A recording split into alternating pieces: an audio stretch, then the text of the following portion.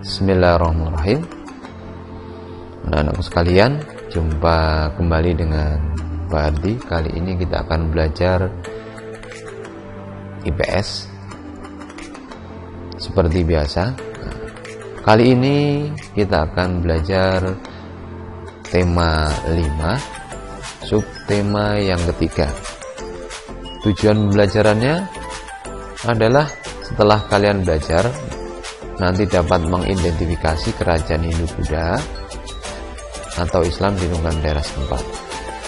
Kemudian dapat mengidentifikasi pengaruh kerajaan Hindu-Buddha atau Islam terhadap kehidupan masyarakat masa kini. Kali ini kita akan belajar sikap kepahlawanan Pangeran Diponegoro.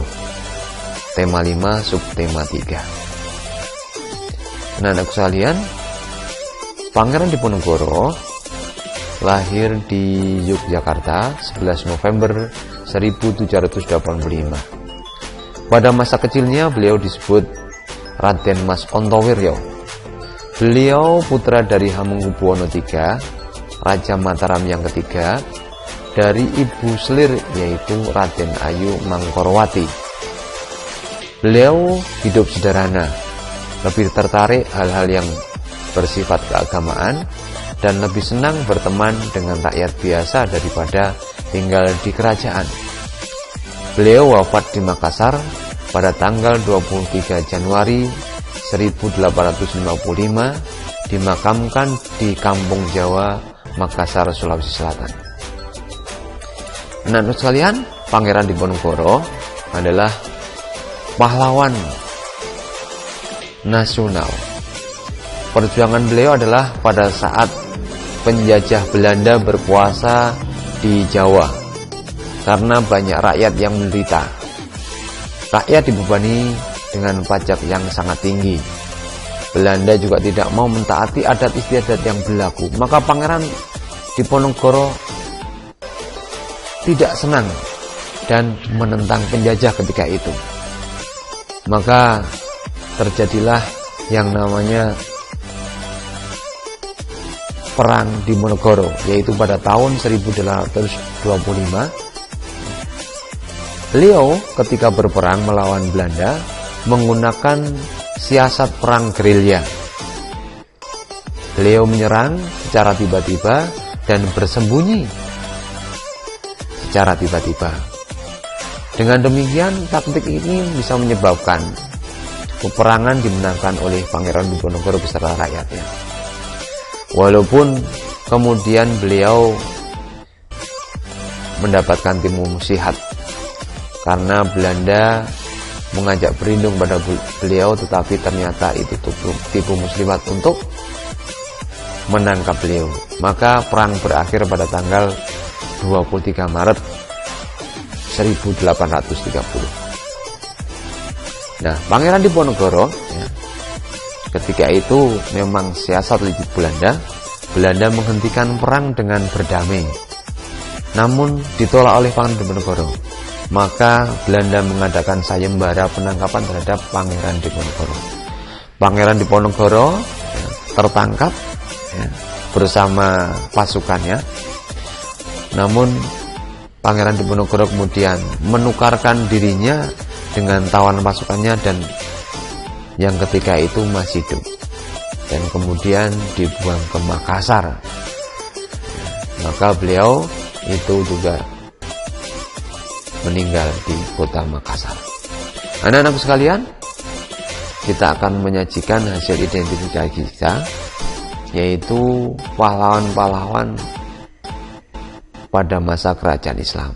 Ini contohnya adalah Sultan Iskandar Muda.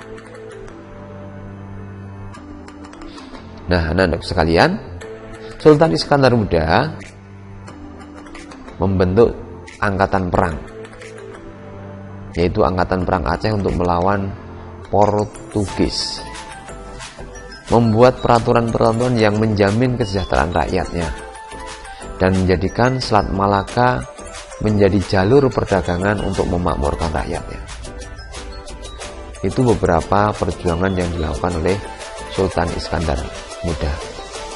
Dan sikap kepahlawanan yang dimiliki oleh beliau yang bisa menjadi contoh kita sebagai generasi muda, sebagai generasi yang akan datang adalah bahwa beliau rela berkorban demi kepentingan rakyatnya. Beliau tidak mudah menyerah. Beliau berani melawan penjajah, disiplin, bekerja keras, dan mencintai tanah air. Nah, anak-anak sekalian, demikian pembelajaran tadi. Ada tugas untuk halaman 130 sebagai penilaian KI 4 PH5 pelajaran IPS. Anak-anak sekalian, bahwa kita refleksi hari ini adalah bahwa kita sebagai seorang muslim punya kewajiban untuk mempelajari Al-Quran, dan paling tidak kita harus bisa membaca Al-Quran. Adab-adab dalam membaca Al-Quran adalah: 1. Berwudu terlebih dahulu sebelum membaca Al-Quran. Usahakan pakaian, badan, dan tempat dalam keadaan bersih, serta sudah menggosok gigi. Yang kedua, memilih tempat yang tenang dan waktu yang tepat. Memulai membaca dengan berta'awud atau berlindung pada Allah SWT, kemudian dilanjutkan membaca basmalah setiap awal surat kecuali surat Al-Taubah. Yang keempat, memperhatikan hukum-hukum tajwid, melafalkan huruf sesuai dengan makhrajnya, dan membaca secara perlahan, tidak tergesa-gesa. Disunahkan memanjangkan bacaan dan membaguskan suara, merenungi arti ayat-ayatnya, dan melaksanakan kandungan ayatnya. Karena Al-Quran memang jadi pedoman hidup, maka perlu dilaksanakan dan diamalkan. Mendengarkan Al-Quran dengan baik dan tidak berbicara sendiri ketika Al-Quran dibacakan. Senantiasa menjaga hafalan Al-Quran, rajin membaca dan mengkajinya. Jangan sampai hafalan kita kemudian hilang yang pernah kita hafalkan. Ketika menyentuh Al-Quran, selalu dalam keadaan suci. Jika wanita haid, nifas, boleh membaca Al-Quran dengan tanpa menyentuh mushafnya. Disunahkan membacanya dengan nyaring, asal tidak disertai dengan riya atau kesombongan dan mengganggu orang yang sedang sholat. Disunahkan menyudahinya membaca Al-Quran ketika merasa sudah mengantuk.